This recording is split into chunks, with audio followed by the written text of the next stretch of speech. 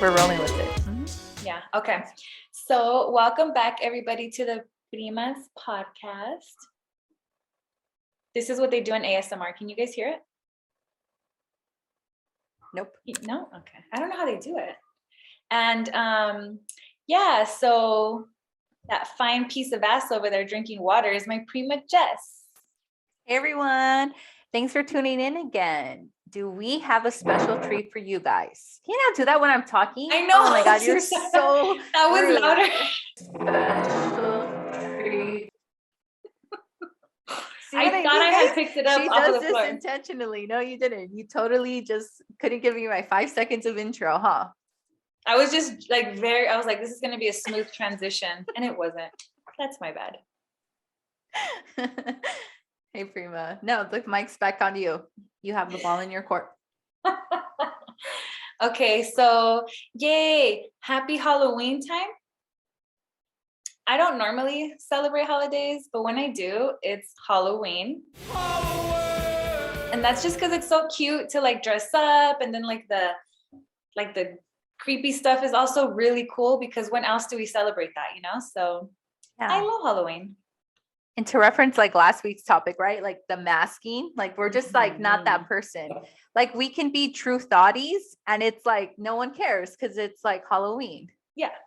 Yeah. That's how I feel about it. One time I was Eve, like from Adam and Eve, and I'm like, it's fine. She only wore leaves. You know, I was just like, no, Yeah. that's just an excuse to be a hood rat.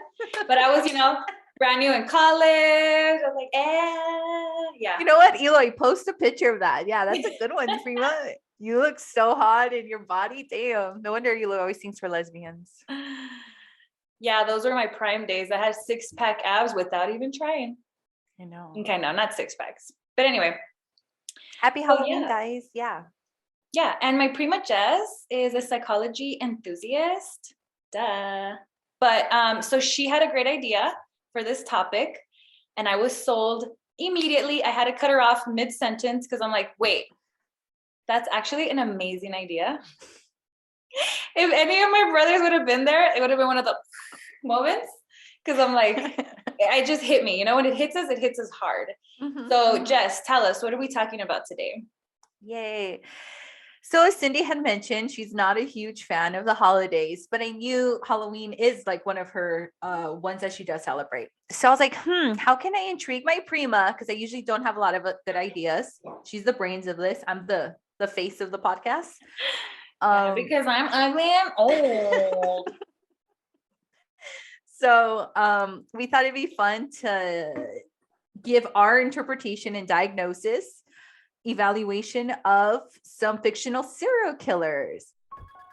All right. That's like a knife slashing through your rib cage.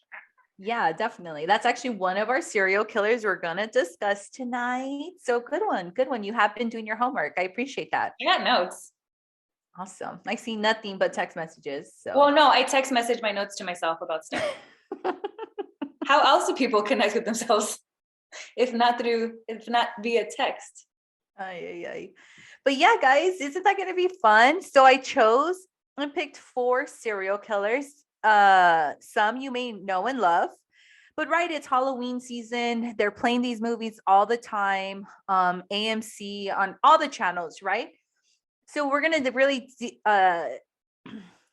evaluate and deconstruct their psychosis. All right. Ready, Prima? Yeah, that sounded very fancy. I'm mostly going to just give my 2 cents on what I think is psychologically wrong with these people.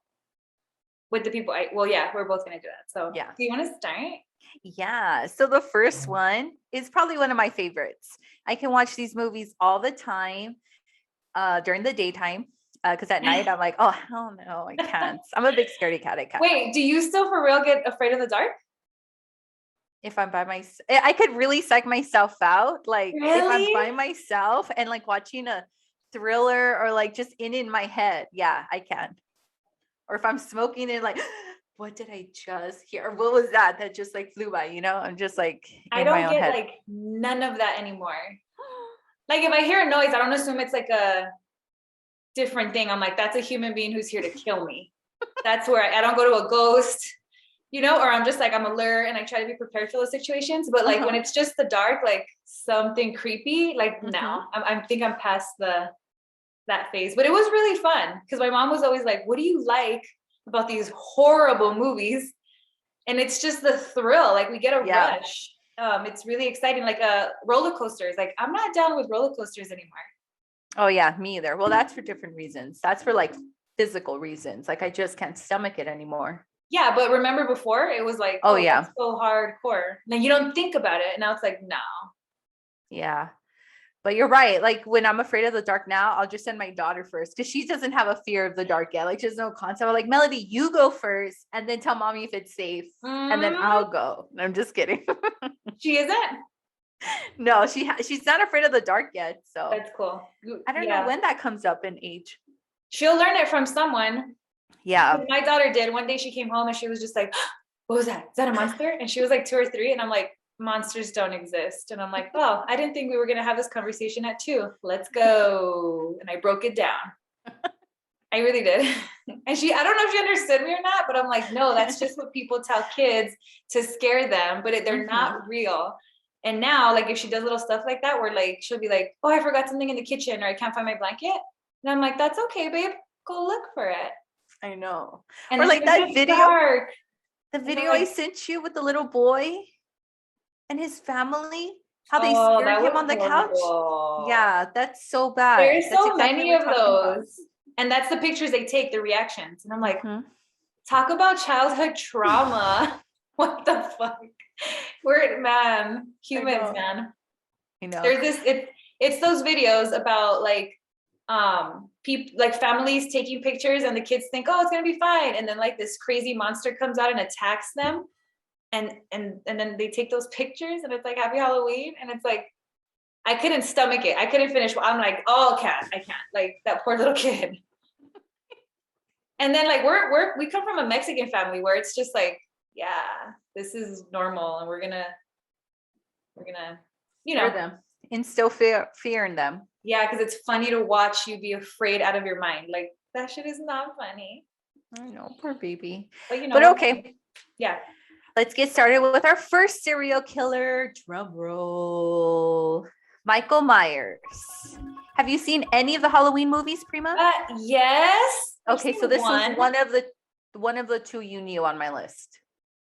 Yeah. You've only seen the first one, the original one? I don't know which one I saw.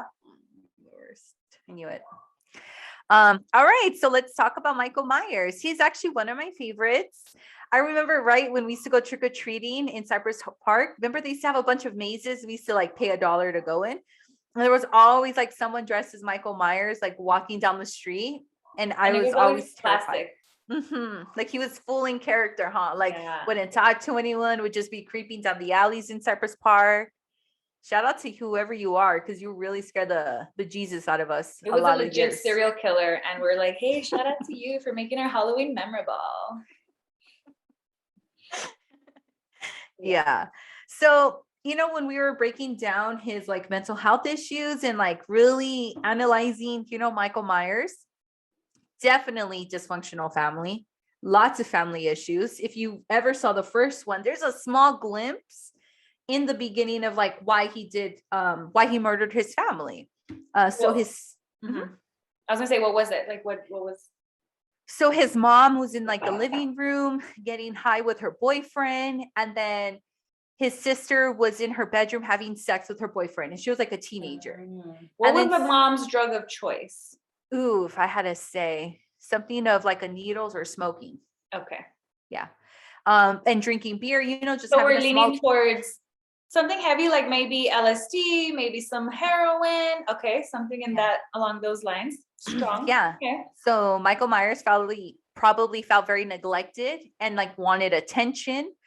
Or I think earlier that day he also got pulled from school from like torturing an animal. So like these are all these like in a 5-minute scene, we're finding out all these things about him. Like he liked to torture animals. And then they show the perspective through his mask, right? So like this little kid you see dressed as a clown. And then very shortly after he goes in for the the knife in the kitchen and starts killing all his family members. And then that's Jamie Lee Curtis is the only family member who he didn't kill, which was a baby. And they've remade this movie several times, but yeah, it just goes back to that nature versus nurture talk, right? Like, was he born like this, or was his environment shaped him to be who he is, right? And that's what I love to talk about, the breakdown of it.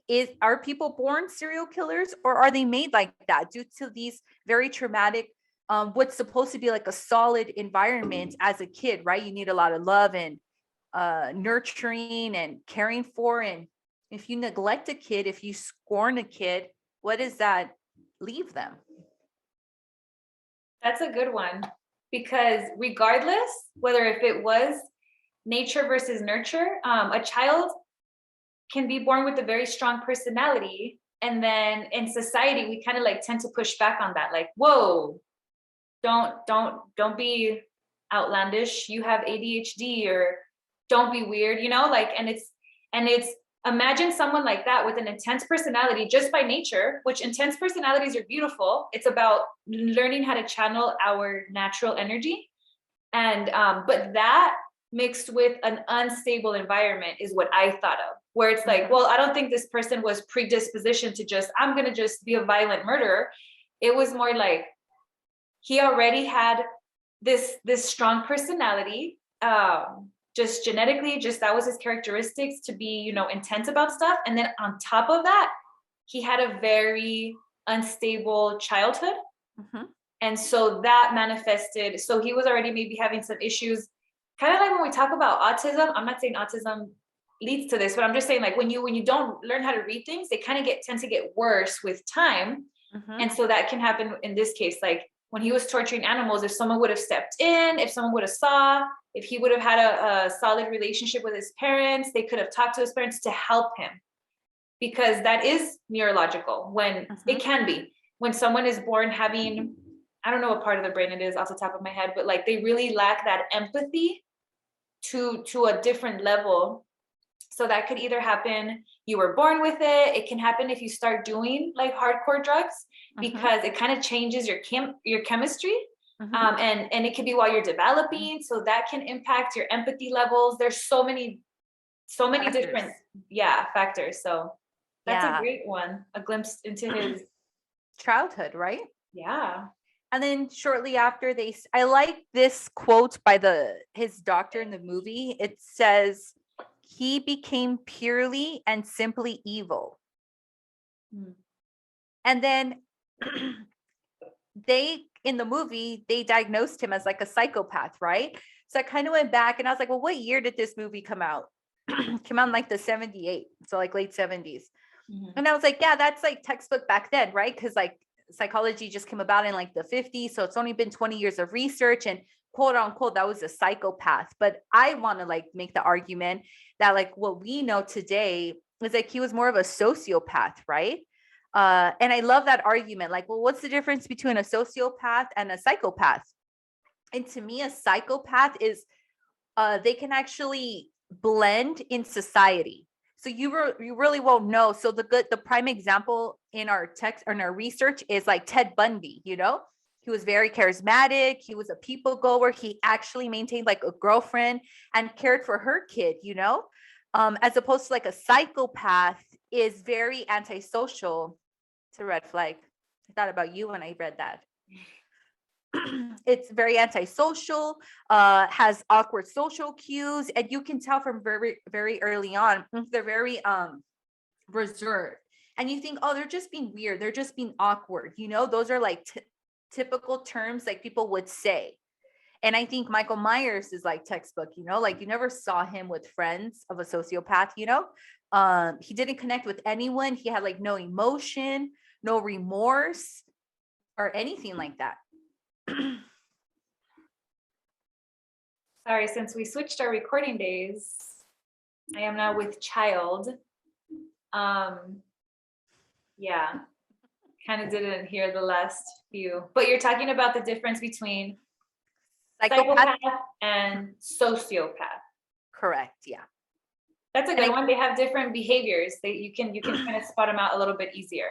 Yeah. So like I was saying in the movie, they labeled him as a psychopath, but I'm like, we didn't know much about psychology then, you know?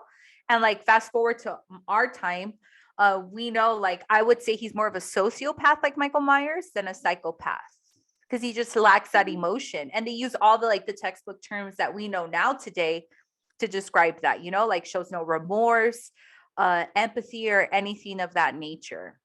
And I like how his like doctor in that movie, Dr. Loomis, keeps saying that and like reiterating it. So I was like, this guy's for sure a psychopath. He Sociopath, reiterates sorry. what? He Oh, keeps saying like he has no emotion, oh, he's purely evil, and those all like are a connotation of like the no remorse, you know, he has no empathy, he doesn't know how to show emotion. yeah. And I think the use of the word evil also comes from a religious background. And so he may have said or diagnosed him in such a way that the psychologist, psychiatrist, whoever it was, what had a strong religious belief. And so psychology, especially back or even today, we don't even recognize mental health. We're starting to, but back then, like for someone to say you're evil, I think that's it's like, well, that's your perspective, right? That's your opinion on based on your background. Because I remember being in a meeting with when I was working at the Boys and Girls Club, and it was like a training, and somebody asked, do you think kids are born, I don't know if they use the word evil or bad, or it's something they develop. And then that was a good question, you know, because it got you to think what both, I always like to think both arguments, like could it have been something they were born with? But then the more you learn, the more you see like, well, it really depends on so many different things. And then because if someone is more introverted by nature, they're more antisocial by nature, but they can still, you know, do their thing in life, then I think they're okay. But if that's the case, if a child is like that, and then they have a really unstable environment, that can turn into a different behavior characteristic. So it could be both, right? Someone could be born with, and okay, again, the word evil, I would never use that to that.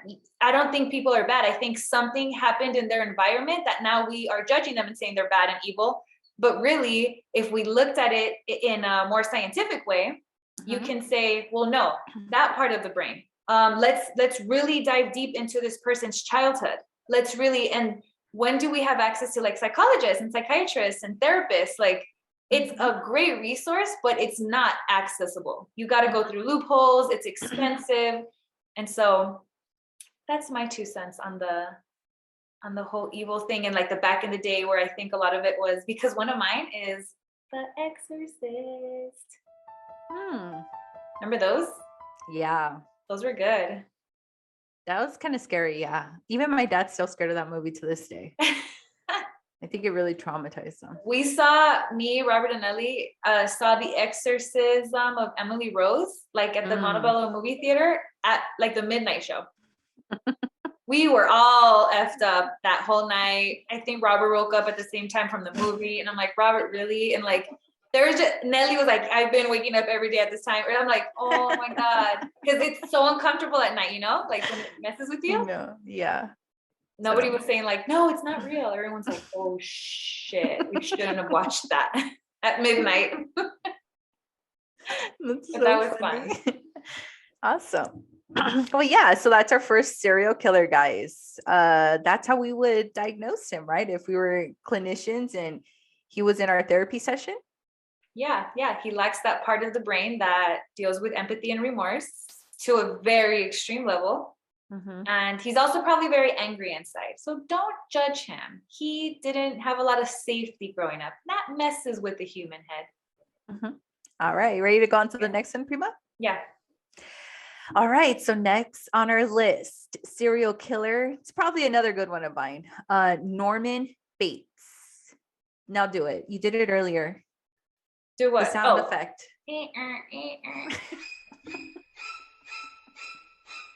Imagine if someone really killed you like this slow. It'd be horrible, huh? Shake, shake. Yeah, I like how Netflix actually did like a little series on it. It was really good. So aside on Norman Bates. Who's Norman Bates? Oh, from Psycho, the movie.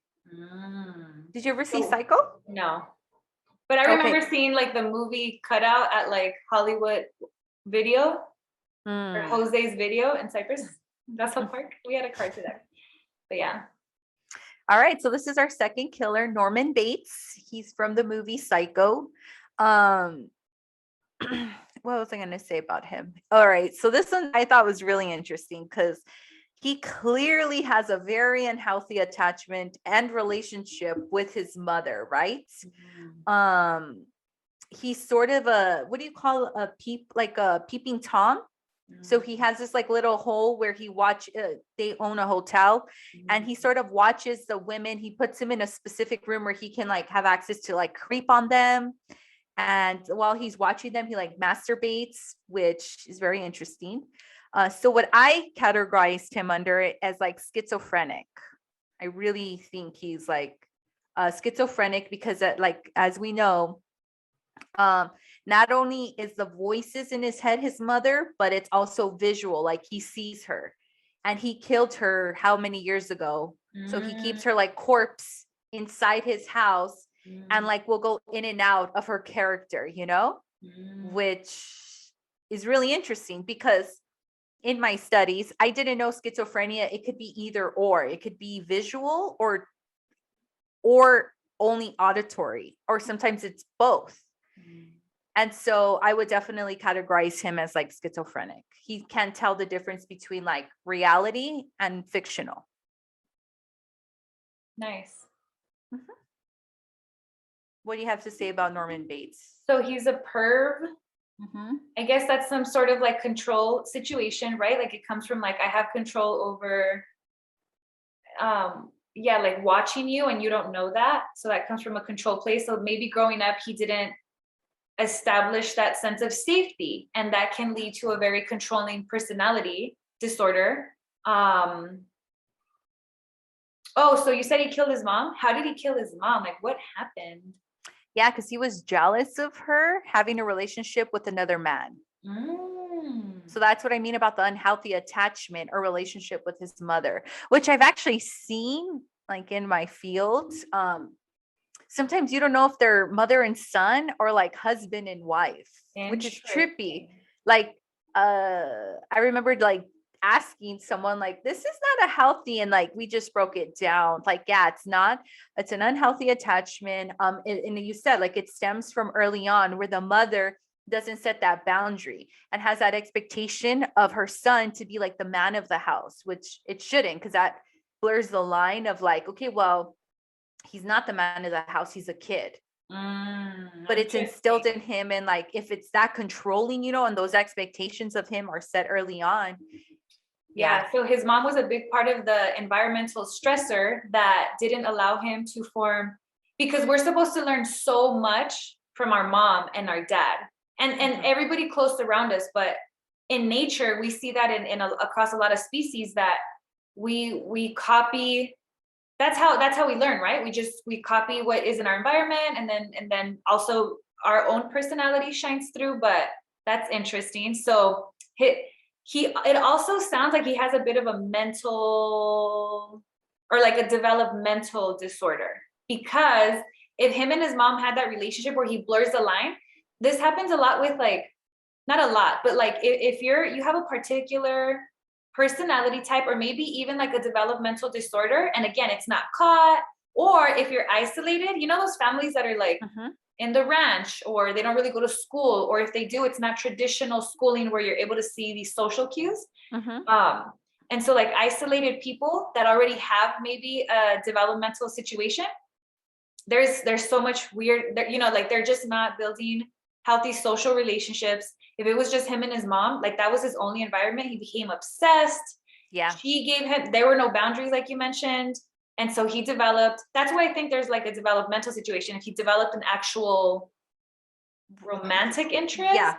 That's what I was just going to say too. Because it doesn't seem like he wants to date any of these girls he's peeping. He's just using that as like a visual stimulant. Correct. Yeah. And that's a good point, because I was also going to say, like, in our studies, we learned about like the Oedipus complex, right? And like Sigmund Freud likes to just, he emphasized like little boys grow up to wanting or do marry women who are very similar like their moms, right? And vice versa with little girl. So that just reminds me of that, but in a very unhealthy or like toxic way, right? Like they're on the extreme of that spectrum where like, okay, like we kind of see it sometimes, you know, where it's normal. Like, yes, some guy does marry a female who is very similar like his mom, but that doesn't mean like sexually, you know, like romantic, like you said. And that's where it becomes like well, that's unhealthy. For me where it's like a, you know what I mean? Like a developmental, like retardation or something where maybe even the mom had it, because a lot of people with like developmental situations, I don't know the exact terminology, they won't know some of these social cues. Like there was this documentary on families who did like inbreeding, and they were kind of like, they had like issues from that. But again, they were like in the mountains, very separate. They had their ranch, that's where they lived off of. So they had already some situations where then they kept having kids, and correct. Those you can see where, you know what I mean? Like in those kind of situations, that's why I feel like the mom might have had something, but she was high functioning. Oh, that's true, because that's so crazy you made that connection, because in the show they broke down like why she did that, and he's a product of her and her brother. So the brother used to rape the mom. That's so crazy you did that. Oh my God. So wait. Yeah.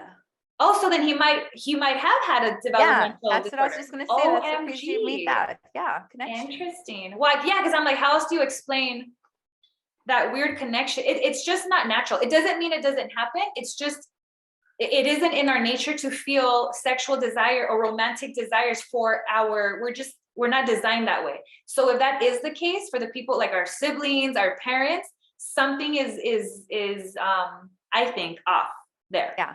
Because you're not supposed to be, because it's not something naturally for evolution purposes. To things.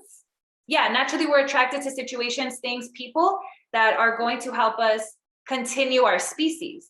Correct. If we have intercourse or relationships with the family close to us, it's not going to be a successful passing on of species. Like so much offspring. Offspring. Yeah. Well, there you go. That was his issue. All right. So that was a good one, right? Norman Bates. All right, we're going to switch it up a bit. We're actually going to talk about Freddy Cougar next. Oh yeah. Do his thing. Doesn't he have swing? Yeah. Swing like the wing. Impromptu. I wasn't ready. All right. So this guy is pretty intriguing because he attacks you, right? Freddy Krueger is from Friday the 13th. Is he the one you knew or no? Yeah, I saw some of those movies.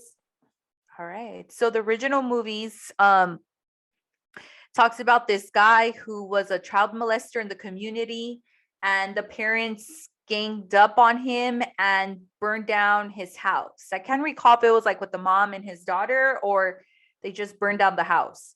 So that's why he has all those burn scars, and he's terrified and has this irrational fear of, well, I guess it is pretty rational, right? That's why you died, of fire, because that's his kryptonite. In the movie, it's like he doesn't like fire, and he'll wake up from a dream if there's fire around. So wait, what's up with his hands? Yeah, so I don't know why he made them, but he does have the knives as maybe because they got burned down, and then he was like, I will make this to protect myself, but also as a weapon, multi-use. I don't know. Yeah, I don't know. They don't really break down to like why he has the claws and like the there's a reason. Knives. Yeah, I don't know if he was a doctor, maybe, but as that, so he starts killing in your sleep, which is interesting. And I wanted to discuss this guy because we're psych enthusiasts, and why do we dream, right? And imagine that, having a serial killer attack you, because we've all had nightmares, and dreaming is normal, but you know, nightmares are the opposite effect of like dreams. So it's just like, well, why do we have these nightmares for? How is that productive? Or like, what's the evolution explanation for that, right? And then let alone to have this guy come in and kill you. Mm-hmm. Yeah, and then the worst part is you can't wake up from the dream, right? That's a lot of the issue of the girls. They know that they can escape him or like the stressful part of, I think anybody who has nightmares, even if it's not Freddy Krueger status, like when you're having a bad dream and you can't wake up from it, like I can't say that I've had horrible dreams like that, but when I hear people describe some of their dreams and or nightmares and they can't wake up from them, I'm like, oh, I don't know what I would do if that, like, that's horrible. I've had dreams where I wake up crying because, something emotional, and I literally wake up still sad because I'm still in that emotion. Like I put myself there through my brain thoughts. But yeah, so yeah, he attacks you when you're the least vulnerable, right? Because we know when you're the most vulnerable. When we're the most vulnerable, correct. And the only thing very active is our mind. So that's a sense of control, a sense of like possession. And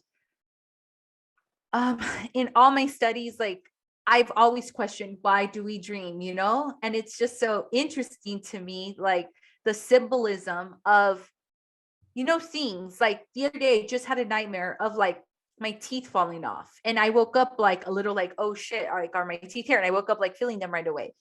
And then like I just go online now, I'm like, oh, what does this mean? So I don't know, to have a serial killer in our dreams and you're not able to wake up, you have no control, and then essentially you die. What would you say, therapist? I think dreams are fascinating. There isn't too much focus on dreaming yet. So there's so much that we haven't tapped into. So I don't really ever believe anything that I hear because I don't know if it's not an interest or there's just not enough funding to go into that. But when I do want to read like actual research papers on the studies of dreams, they I don't know if they haven't developed the technology to like study the brain waves, because they can't do that with stress. And so they do that, but there's a lot of untapped potential when it comes to dreaming. I don't think we know enough yet. We don't know a real connection. If we get stressed, those things come up, right? Where you're falling off of something, your teeth died. Your teeth died. Your teeth fell off. But your teeth fall off, or you know which one I had before? I haven't had it in a while. Where I'm in school. This was when I was in Cal State Long Beach, and I was going up the escalator, and like I didn't have pants on, or I didn't have shoes on, and I was going into a meeting. Something where I'm like, oh, and I'm so embarrassed. And I know that some of those stressful situations are just because you're stressed and you're going to sleep in that energy, and then your mind just is like, I'll take it from here. So. Yeah. And I also read that with the Freddy Cougar movies, that was the first time ever someone had introduced, I guess, that style of slash horror where it's like a dream. I guess that level of thinking, like it made like a big deal because no one had ever used, I guess, that creativity before when it came to like horror films, because they were big during that time. It was like Friday the 13th, which is like Jason, and then Michael Myers, and then Freddy Krueger came out, and he just kind of did a little twist with it, like we're gonna go this way with it, and everyone's like, oh shit. So I read that, I was like, oh, that's cool. Yeah, it's so trippy, huh? And this came out in like the 80s, mid 80s.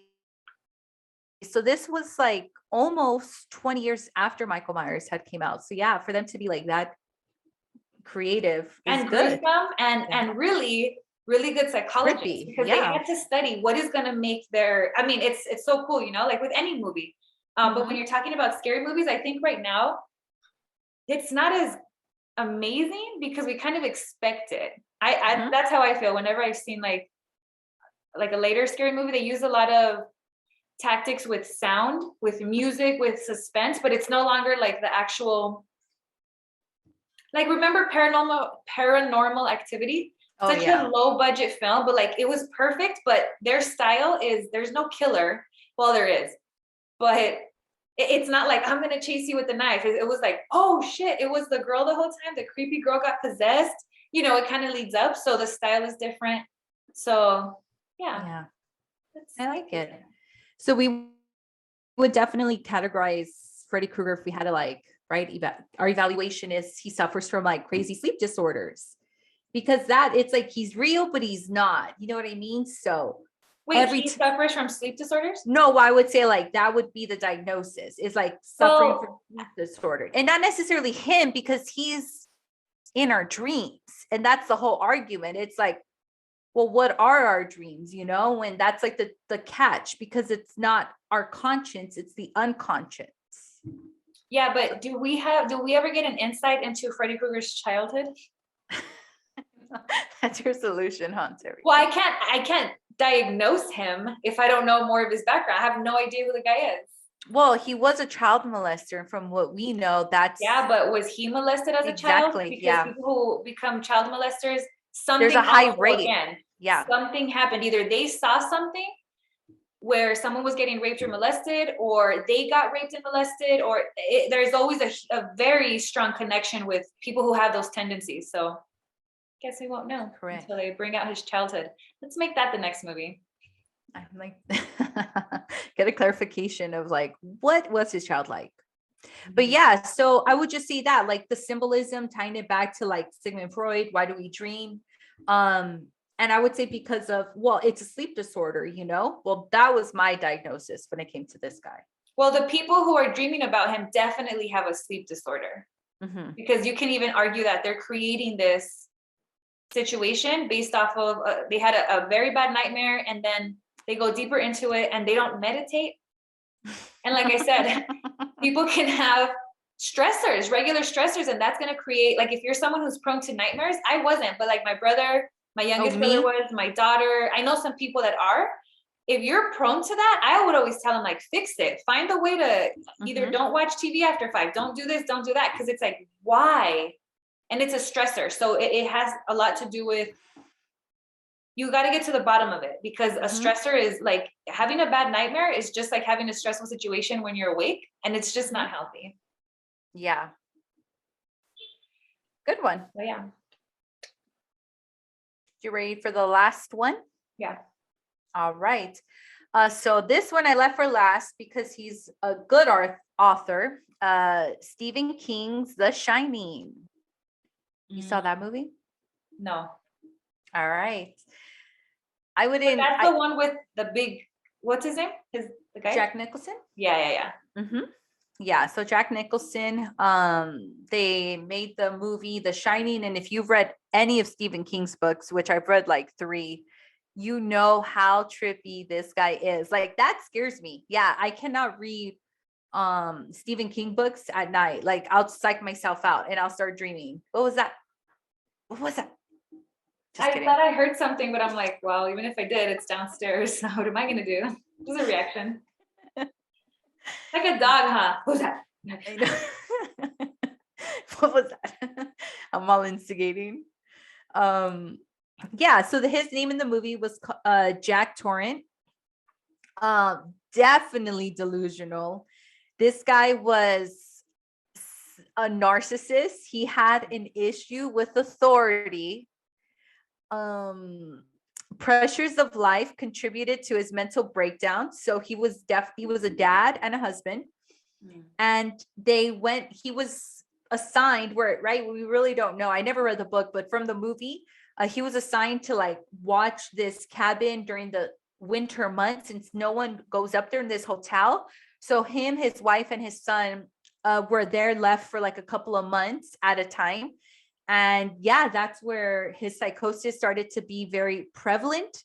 And he started having these delusions of all these characters.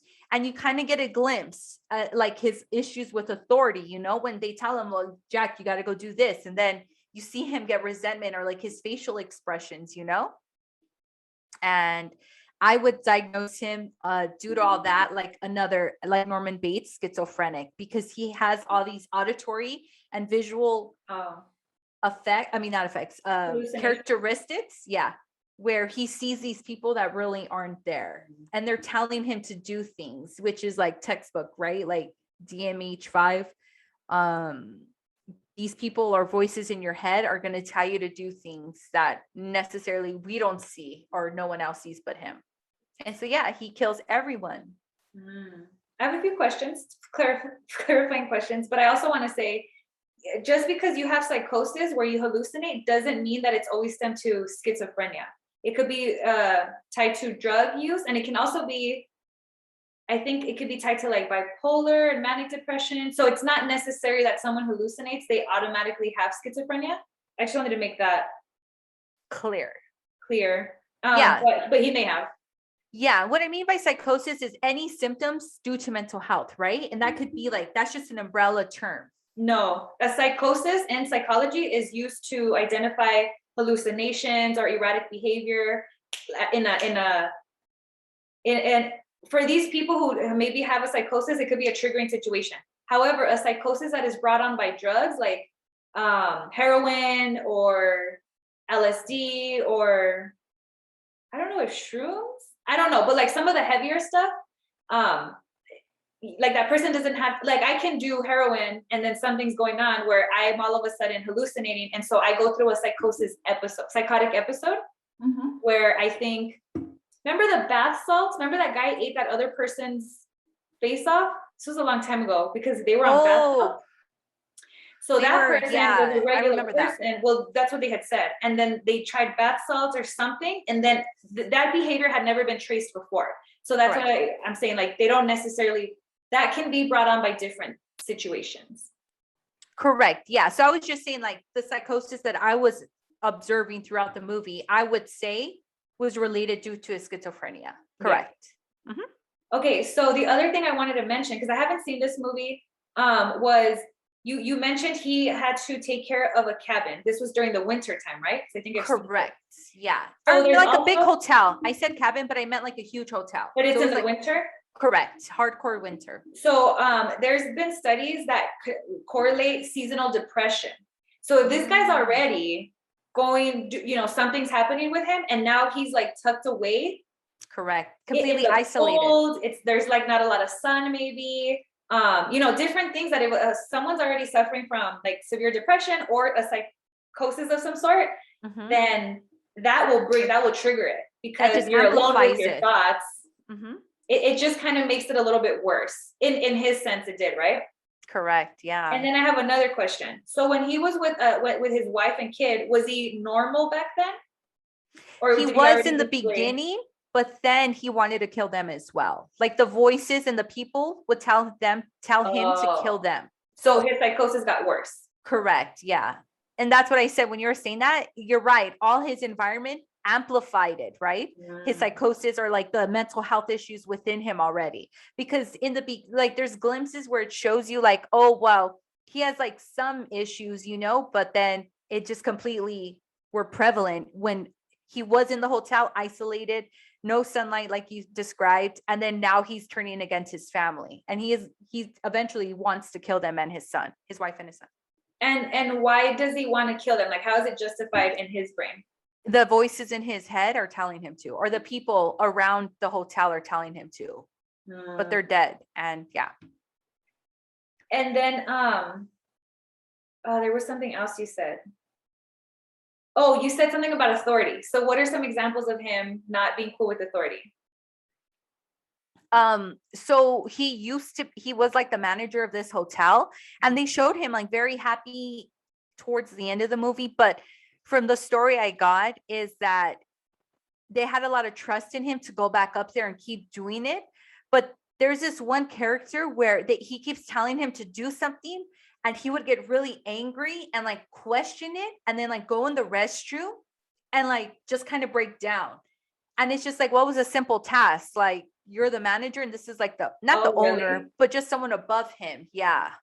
And then also with his wife, it appeared in the beginning like they had a very balanced relationship, right? Like of power.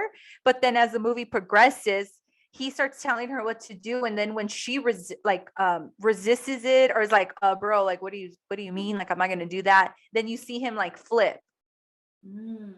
And I was like, that's interesting. And even his son was like rebelling. He was like, I don't want to do that. And then he's like, don't go on this part of the hotel. And the little boy did. And like, that just triggered him. So he didn't like being defined. So that's another sense of control situation, right? Like not necessarily with his kid or his wife, but he gets triggered when he loses control. And that happens. We always lose control. We should work on that. But when someone's this mentally unstable, those little triggers they get amplified. Yeah. And then like the same person who would tell him to do something, and then he'll come out of the restroom, and then that person like had a knife in his head. So it's like, oh, well, see, he lost it for a second. And then that was probably like the outcome of why that person died, because he didn't know how to control it. Interesting. I don't know how to diagnose him. I don't think I know enough because I think, I guess, like, does a director or writer do it on purpose where he wants to leave it vague so that so that the audience can interpret? Like, sometimes you want to leave it vague. If someone has a hardcore childhood, then you're like, oh, well, that's why he's a hardcore criminal. And now you don't have that suspense. And maybe, Stephen King Stephen King probably did it with that intention, or there's more to the story that you're not telling me. Correct. And I never read that book of The Shining, but it's like so maybe in the book. Yeah, in the book it probably clarifies it. I heard it's like a really amazing book. And the movie does leave out, and it's already like a 2.5 hour long movie. Okay. So they had to cut some stuff, but he does leave it open for interpretation in the movie. It's like, well, why did he snap? And I'm sure in the book it goes depth, but from the movie, and I'm just giving the perspective of the movie. Yeah, and I think it's a really scary premise, psychologically speaking, because again, you're adding that seasonal element. If it's a beautiful, shiny day, well, it kind of wasn't the Terminator, remember? And then shit got crazy. So I shouldn't say that, but in this case, you have to play out the scene, the plot. Like, how can we make this the creepiest ever? No one can get to that hotel in the mountains, right? Correct. Or it's going to take a while. Right. So that's creepy as hell. When you're stuck somewhere, it's like no one, and he knows that under his psychosis. So he's like, great, I'm not going to get caught, or I can just get away with it. And then, so that's a big one. Also, that's the movie where it says red rum, right? Or red rum. Oh yeah. That's just, all of these people are ghosts, right? And then are we assuming that he killed all of them? Correct. Yeah. Dang, he killed a lot of people. Yeah. And then that's why his son starts having those visions of like murderer, right? Because he's like, oh shit, my dad's a murderer and I'm about to die. How old is his son? Maybe like 8, 9. It's not a good age to watch your death coming. I know. And then the little boy starts having these moments, where he like starts visioning or seeing things. Yeah. So it could be a genetic thing. Maybe his dad does have schizophrenia and then he passed on some of it to his child. Yeah. And it triggered it, right? Because we know schizophrenia is a late offset like disease. They don't see it early on. I don't know enough to say anything about schizophrenia.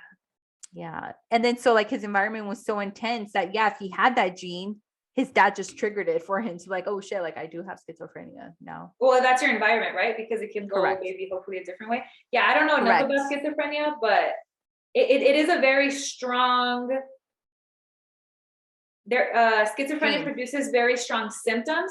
So that's why the little that I do know, I know that it's very much tied to your neurological system. So something there isn't wiring correct. I don't know. I don't want to speak on it because I don't know, but the little that I remember is that's it's severe, like it really hearing things. Like I remember watching someone, and I think I told you, I was like, there was this lady having a very elaborate conversation. She put me on hold, and then she put whoever she was talking to on hold and answered a different call.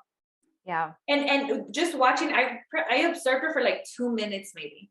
Yeah. And I literally thought I was crazy. I thought I was, because I'm like, whoa, she's really she can really hear whatever she's listening to, and she's really in tune with.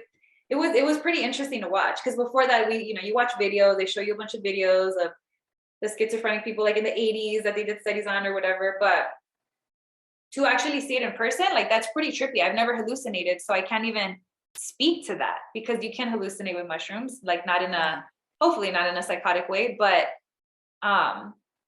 so I think that's a different, that's pretty trippy. Like I'd like to feel hallucinations just so that I can connect to that part, because we can all do it even through meditation. So I don't know enough, but that's an interesting one. Yeah. I do know it is a late onset disease. So that's why like people already had a kid or, procreate without even realizing they have this genetic disorder, and then like pass it on to their offspring. And then usually it's their environment that triggers it, so you can carry the gene, but doesn't mean necessarily it's going to turn on. But like your environment can be very stressful where it would trigger it. But we usually don't see it in kids. So that's why like you just said, it probably was passed down to a son, and his environment got really stressful in a couple of days, and it triggered it for him, like that was enough. So good observation again, Prima. You really surprise me sometimes. Are we done? Yeah, we are done. That wraps it up. Okay, just real quick. I want to give a shout out to The Exorcist, because remember the original one, like the main one that Scary Movie made fun of? Mm-hmm. That one was awesome. I remember my brother was bringing it in, and I like sneaked it on because I was like young and I couldn't watch stuff like that. And then